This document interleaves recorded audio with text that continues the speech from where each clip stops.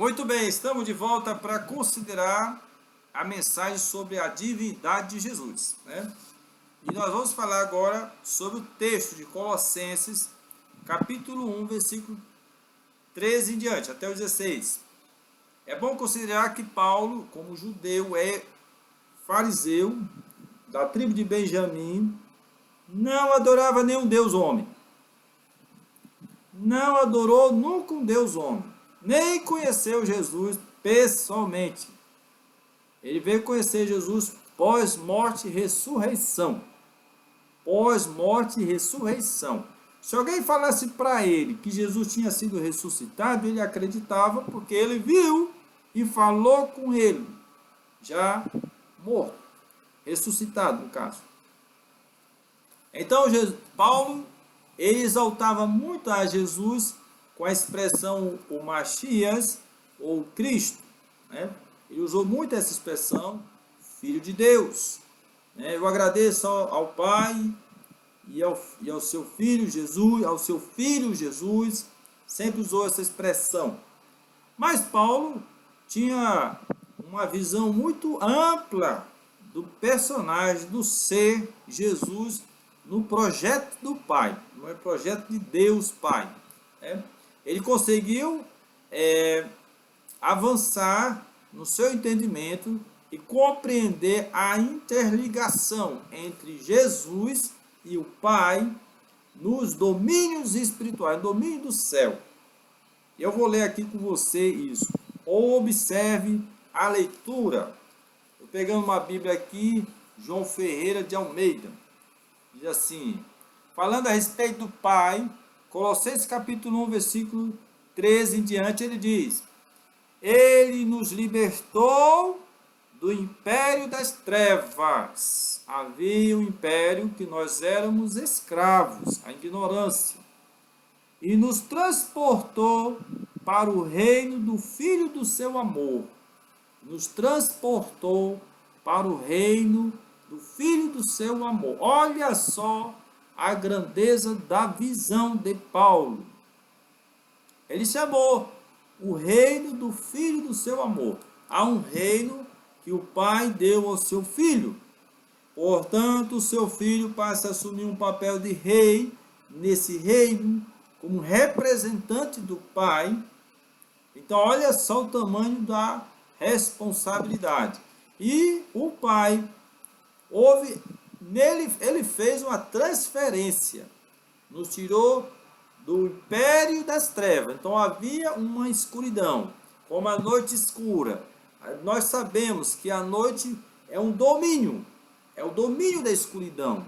Não tem como tirar a escuridão da noite, mas ele nos transferiu deste domínio e colocou no domínio de luz, que é representado pelo reinado do Senhor Jesus. Então, ele está falando aqui que há uma transferência onde você muda a sua situação de escuridão e você vai para a luz divina. Quando você reconhece, quando você assume a sua visão, o seu compromisso com a pessoa de Jesus, ele faz exatamente isso dentro de nós, dentro de mim e dentro de você. Esse é o esclarecimento do apóstolo Paulo. Ele continua na sua carta. É muito importante a carta de Paulo, porque é um dos documentos assim de maior valor, suas cartas, porque fala de Jesus, reconhece a existência dele, reconhece que ele existiu e o autor dessa carta nunca o conheceu pessoalmente, não viu ele atuar, não viu, pelo que parece, não viu ele atuar, mas reconhece a pessoa do Senhor Jesus. É como se fosse um documento que prova a existência de uma pessoa indiretamente, né? Os evangelhos são as testemunhas de Jesus, mas o Paulo é alguém que não o conheceu, é da época, daquele período dos apóstolos, né? Ele diz mais, no qual, falando de Yeshua, Jesus, Yeshua, no qual temos a redenção, a remissão dos pecados, a redenção, a remissão dos pecados. Nós estávamos na escuridão, presos a pecados, presos à desobediência. E agora, através de Jesus, de um papel extraordinário, além do Pai nos transferir para Ele, Ele nos redime dos nossos erros, dos nossos pecados, nos perdoa, né? E nós já vimos aqui que Isaías 53 fala do servo sofredor, que tem esse papel de levar em si o pecado de todas as pessoas que nele acreditar, né? Nós já vimos isso no discurso passado. Eu peço a você que vá verificar essa mensagem. Então, nós somos redimidos dos nossos pecados, mas essa transferência, eu sempre digo isso para os irmãos, a transferência dos meus erros, dos meus pecados, para a pessoa de Jesus, para o seu sacrifício, não depende de Jesus e nem depende de mim. Não depende. Essa transferência, ela é feita pelo Pai. É por isso que a morte de Jesus tem um grande valor, né? Um grande valor, porque não adianta eu morrer por 10 pessoas, 20 pessoas, que só depende do Pai se vai aceitar meu sacrifício por essas pessoas, né? Mas depende do Pai, não depende de mim, não, né? Depende do Pai, o Pai que faz essa transferência de valores, né? Vamos falar assim, esse termo, transferência de valores. Bom, agora continuando falando a respeito de Jesus, Yeshua HaMashiach, que ele viu ele depois de ressuscitado, numa visão extraordinária, em Damasco, também já falei sobre esse assunto. O versículo 15 diz assim: este, Jesus, é a imagem do Deus invisível. Olha, é a imagem do Deus invisível. Ele é a imagem do Deus invisível. O primogênito de toda a criação. O primogênito de toda a criação. A primeira criação de Deus é esta pessoa, Jesus, né? Ele está colocando aqui: pois nele foram criadas todas as coisas nos céus e sobre a terra, tá? As visíveis e as invisíveis, sejam tronos, sejam soberanias, quer principados, quer potestade, tudo foi criado por meio dele e para ele. Olha só, o primeiro filho, a primeira obra da criação de Deus, o primeiro ser criado, né? Antes de tudo, antes dos céus e da terra, Paulo, na sua carta, ele nos esclarece que esse ser é Jesus, é o ser que é chamado de primogênito de toda a criação. Então, nós vamos focar aqui, porque aí vem aquela pergunta: aonde Paulo tirou esta informação na Torá? Onde Paulo tirou essa informação no Pentateuco? Onde Paulo tirou essa informação? Na palavra de Deus dada a Moisés. É isso que nós queremos saber, né? Porque Paulo não poderia ensinar isso de sua própria vontade. Paulo não poderia tirar essa informação do seu próprio ego, do próprio ser. Ele era tradicionalmente judeu, conhecedor da palavra Torá.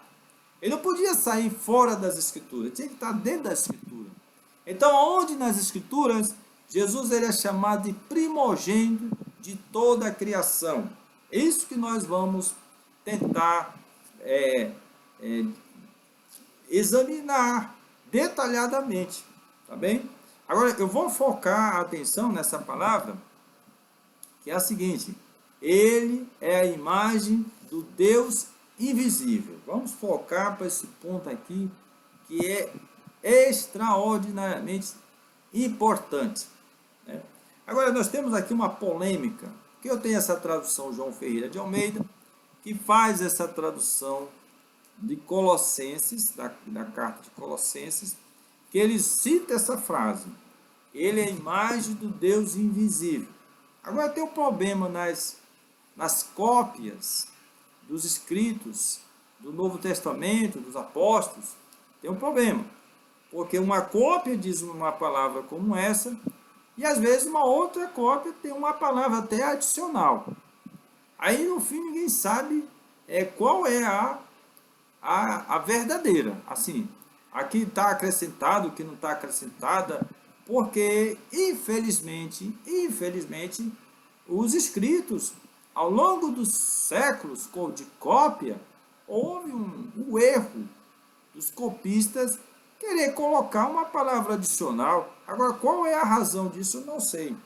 Possa ser porque a palavra grega tem um significado amplo, às vezes tem um significado curto, às vezes tem um significado amplo, você tem que dar mais palavras para que chegue ao entendimento daquela palavra. Então, eu vou fazer uma comparação, que eu tenho aqui uma Bíblia judaica, Bíblia judaica completa, né? Muito usado pelos messiânicos, e ela também fala desse texto, e eu quero mostrar para você a diferença que ele cita aqui, ó, no versículo 16, diz assim, vou ler aqui o texto, porque em conexão com ele foram criadas todas as coisas. Olha só a diferença, né? Aqui, pois nele foram criadas todas as coisas. Aqui fala, em conexão com ele foram criadas todas as coisas. Os judeus não admitem isso, essa mudança de palavras. Eles estão certos. Não se admite essas palavras adicionais para o texto original. Deveria ser apenas a palavra original. Né? Aí você vê, porque nele foram criadas todas as coisas. Aqui já fala nele, não, conexão com ele. Olha, aí já muda, né? Conexão com ele foram criadas todas as coisas. Parece a mesma coisa, né? E parece a mesma coisa. Mas para os judeus não seria ideal que fosse assim. Tinha que ser, se ele fala assim, por meio dele, tem que ser por meio dele. Não tem que colocar conexão com ele, né? Então aí tem esse erro. Bom, mas eu vou depois dar uma explicação melhor, que mesmo assim devemos considerar ambos os textos, tá bem? Bom, ele diz assim, porque mediante ele foram criadas todas as coisas.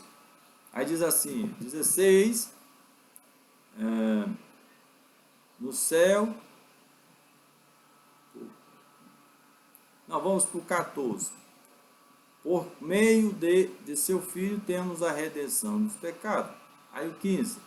Ele é a imagem visível, olha aqui, ele é a imagem visível do Deus invisível. Olha só a expressão aqui na Bíblia judaica completa, que é muito próxima à NVI. Essa outra, João Ferreira de Almeida, fala as mesmas palavras, mas com uma subtração. Aqui com uma adição. Então, essa variação é que, como diz assim, complica. Não complica, mas também não desacredita, né? Porque, às vezes, pode ser um resumo ou uma amplitude para o entendimento. Diz assim, porque ele é a imagem visível do Deus invisível. Aí você pega aqui João Ferreira de Almeida e diz assim, este é a imagem do Deus invisível. Este, Jesus, é a imagem do Deus invisível. Aí diz, este Jesus é a imagem visível do Deus invisível. Já no outro texto, que nós lemos aqui, diz assim, ele é a imagem visível do Deus invisível. Não coloca a palavra visível, mas subentende que está certo. Porque Jesus ele é a imagem visível do Deus invisível. Né? E aqui não fala a palavra visível, mas subentende a colocação das palavras aqui. Qual é o certo? O certo era o que estava no texto original, mas o texto original teve cópias e cópias e cópias. Uma delas alguém colocou isso para tentar compreender e acaba complicando, né? Acaba complicando. Mas vamos a esse fato o resumo disso? Ele é a imagem visível do Deus invisível. Ou você queira falar, ele é a imagem do Deus invisível. Então, até aqui, Paulo chegou dentro da Torá. Jesus é a imagem, do Deus invisível. Olha, se eu for querer compreender essa palavra, se ele é a imagem do Deus invisível, e como ele é visível, então ele é a imagem visível do Deus invisível. Pronto. A compreensão é lógica, tanto faz ser uma contração como uma explanação, né? Os dois estão com o mesmo entendimento, tá bem? Então essas são as variações do livro do Novo Testamento, mas que é digerível até certo ponto, claro, né? Vamos lá, irmão Jorge. Então, se Paulo disse que Jesus é a imagem do Deus invisível, ou como diz outra Bíblia, é a imagem visível do Deus invisível, onde ele achou essa palavra na Torá que faz nos entender isso? É o que vamos tentar narrar isso aqui, né? Eu peguei aqui, glória a Deus,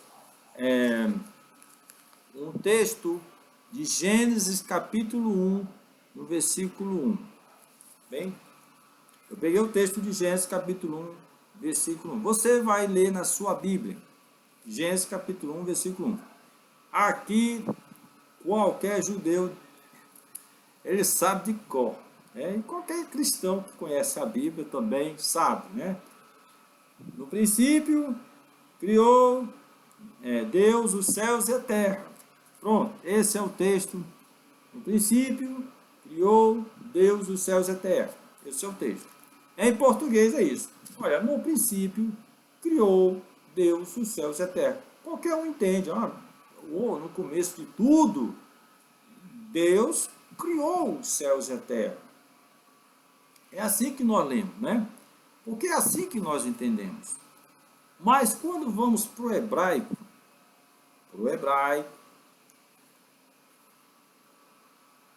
há uma diferença.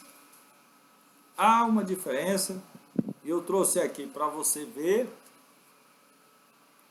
Né? Tá vendo o texto aqui? Há uma diferença. Eu vou chegar mais perto para ver se você consegue acompanhar, tá? Vou trazer mais para perto assim, ó, dá para ver bem, né? Ok? Pronto. Nós temos aqui o texto em hebraico, tá? Em cima é hebraico, no meio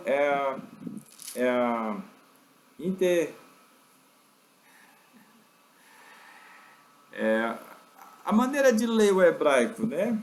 Tá? E embaixo a tradução, tá certo?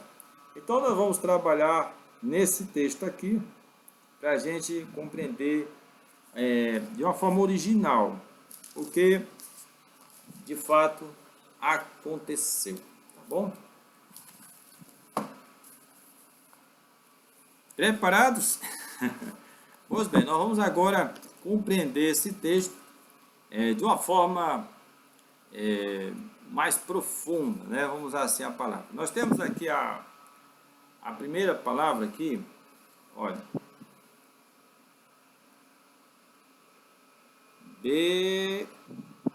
Bereshit, tá? Bereshit, Bereshit, aí, Bará, Elohim,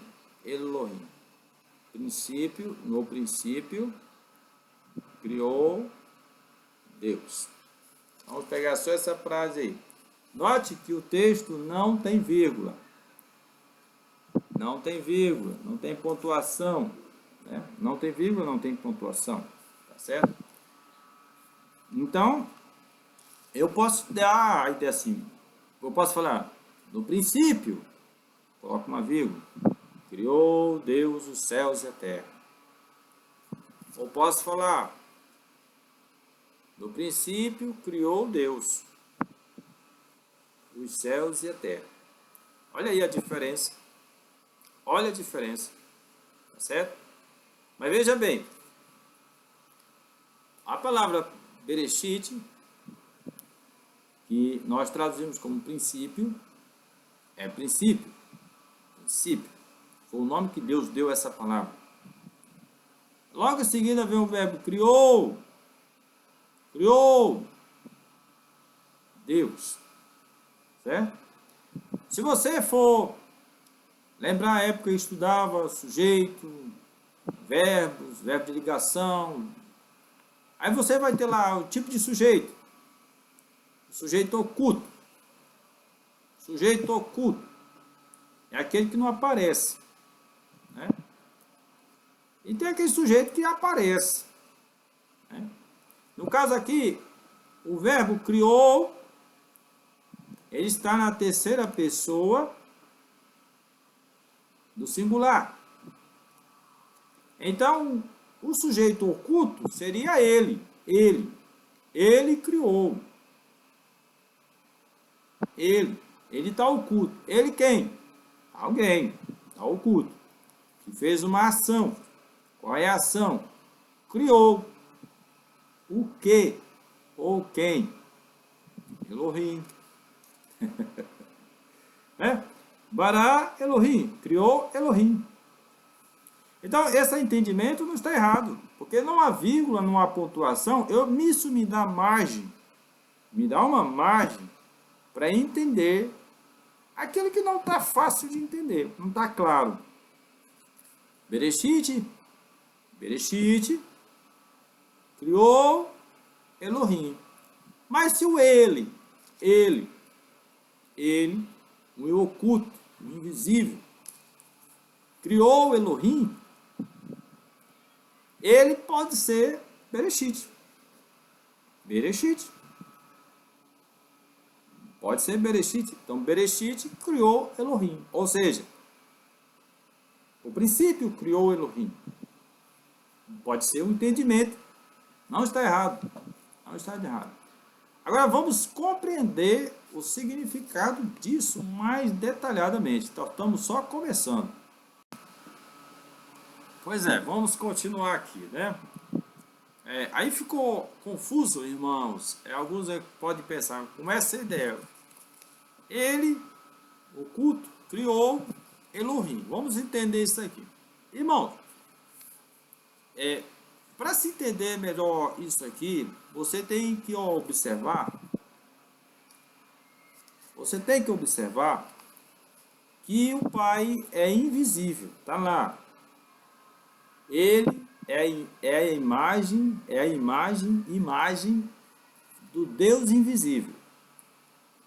Portanto, o Deus invisível não pode se ver. Não tem como materializá-lo. Não é possível materializá-lo. Ele é invisível. Invisível. Certo? Então, ele não pode estar dentro dessa...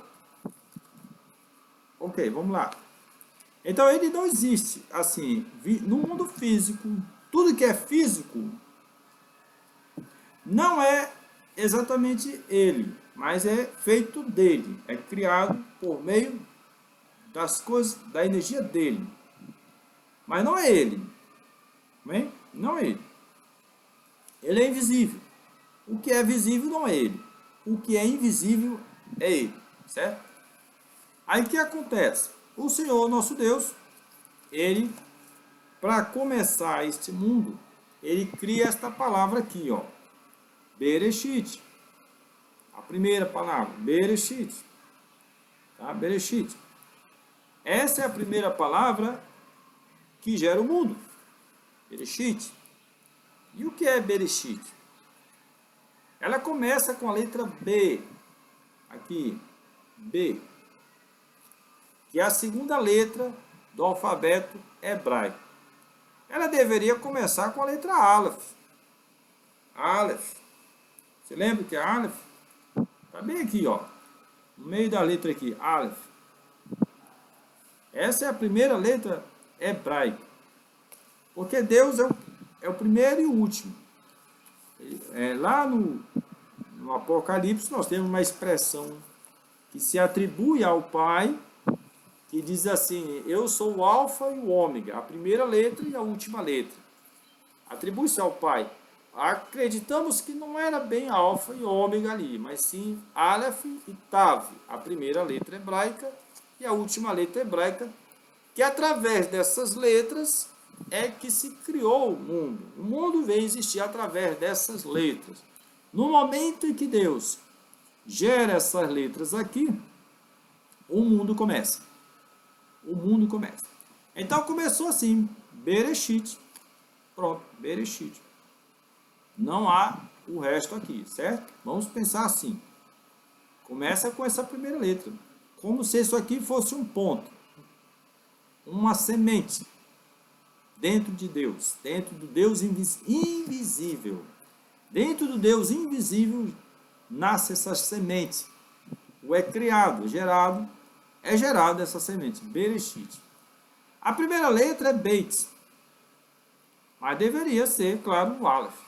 Porém, muitos judeus compreendem que o Aleph, ele não está diretamente aqui, mas ele está indiretamente aqui, antes do Beit. Como? De uma forma invisível, porque o Aleph é uma representação ou uma referência ao próprio Pai, ao Eterno, o Deus invisível. Portanto, o Aleph está aqui, antes do Beit, como sendo o Deus invisível. E a partir desse canal, do invisível, começa a surgir o mundo visível. E começa com a letra Beit.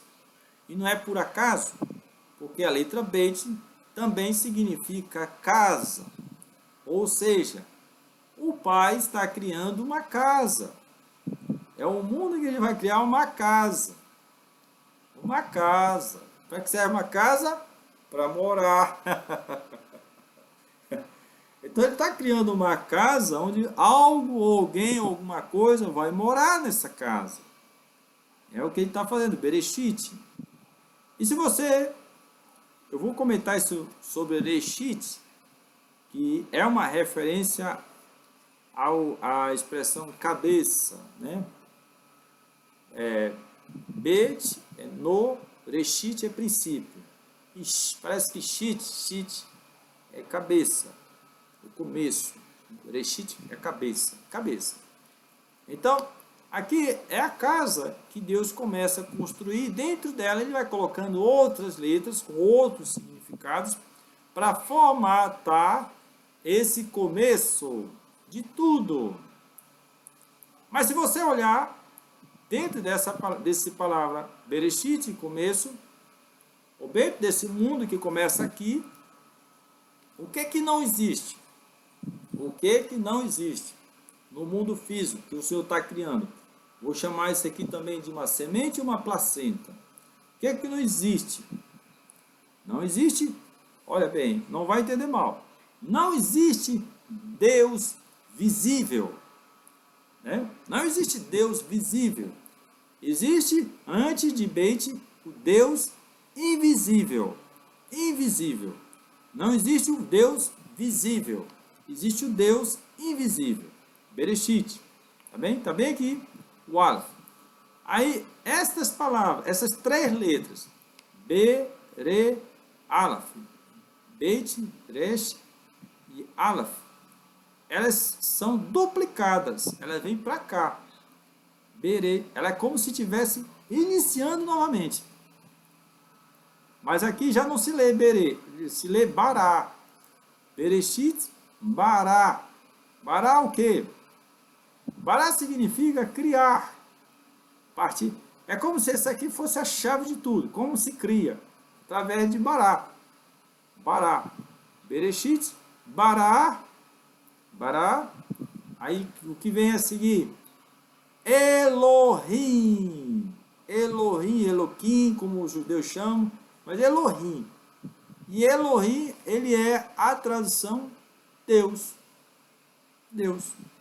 Então, o Deus invisível, ele cria uma semente como uma casa, que é parte visível do mundo que ele vai criar, Bereshit. E em seguida, ele Bará. Ele, é Deus invisível, Bará. Somente o Aleph estaria aqui, por exemplo, né? Bará Elohim. Agora o Aleph, que é uma representação de Deus, está visível em uma forma de letra. Elohim. Então, o princípio, ele cria Elohim. A partir de agora passa a existir um Deus visível, porque é formado por letras visíveis, né? E ele é, na verdade, a imagem do Aleph, que está bem aqui atrás do Beit. Portanto, ele é a imagem do Deus invisível. Ele é a imagem do Deus invisível. Então, existe dois deuses? Existe dois deuses? É uma boa pergunta. Se você disser que sim, está perdido. Mas, na verdade, existe um pai e um filho, que é Deus. E esse Deus é visível. Então, existe o pai aqui, né, o Aleph invisível, e o Aleph visível, que é Elohim, que é o filho. Então, você vê que o mundo começa com Bereshit, e a primeira criação, Bará, é Elohim, Deus visível. E quem é esse Elohim?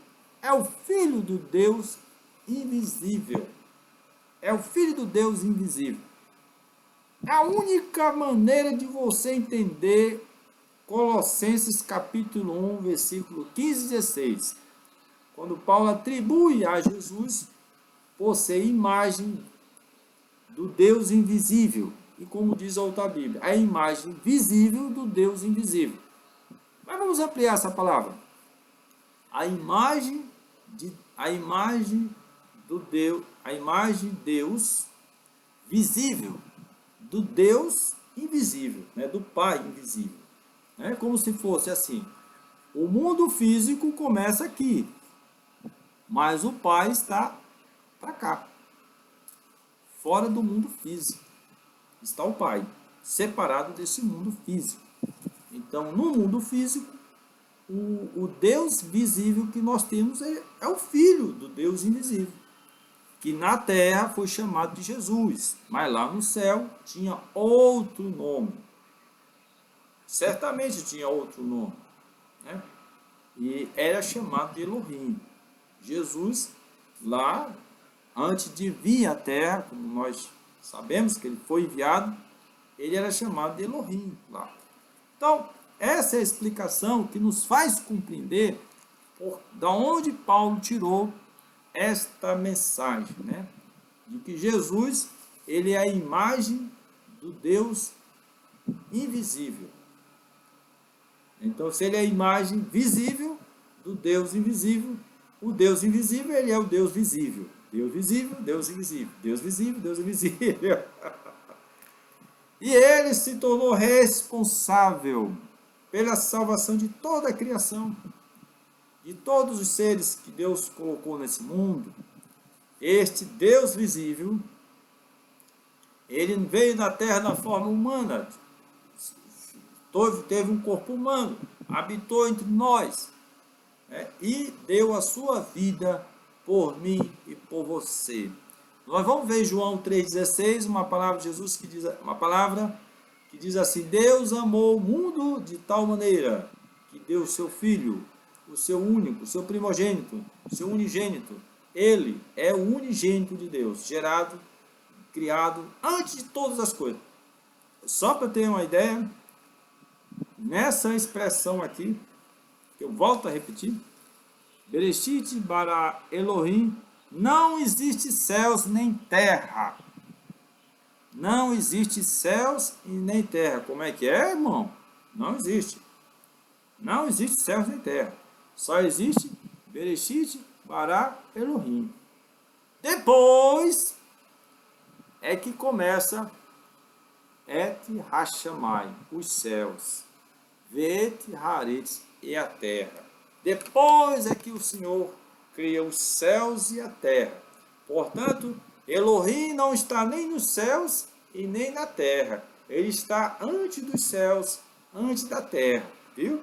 Então existe um espaço dentro de Bereshit que está acima dos céus e acima da terra. Depois que formou os céus e a terra, né, aí sim começa as outras etapas da criação. O primeiro dia, o dia 1, dia 2, dia 3, dia 4, dia 5. E depois a gente vai falar sobre isso. Então, essa explicação fica claro. Jesus pode ser chamado de Deus, Filho, Deus invisível. Ele é visível. Embora eu digo visível, mas é bom você entender que ele é visível por causa das letras. Mas os nossos olhos, o meu olho, os seus olhos, não podem ver ele, porque os nossos olhos se alimentam de luz física. Luz física, que vem do sol. Tá bem? Agora, quando não tem a luz do sol, a luz física não mais vai atuar sobre nós. Agora vai atuar o quê? Uma outra luz, que é a que nós podemos ver este Deus visível. É quando o anjo de Deus, a Bíblia fala que o anjo abre os olhos e a pessoa enxerga ele, passa a enxergar o anjo do Senhor, né? Então, ou quando você está dormindo em visão, Deus se apresenta a você em sonhos, né? Então é aí que os seus olhos conseguem ver o invisível. Dentro de sua mente, você consegue ver o invisível. Mas fora da sua mente, você não vai ver nada que a luz do sol toque. Só aquilo que se materializa materialmente, que a luz possa tocar, você vê. Mas esse Deus aqui que eu acabei de ler com você, ele é visível, mas a luz não toca nele. Eita, da coisa profunda, né?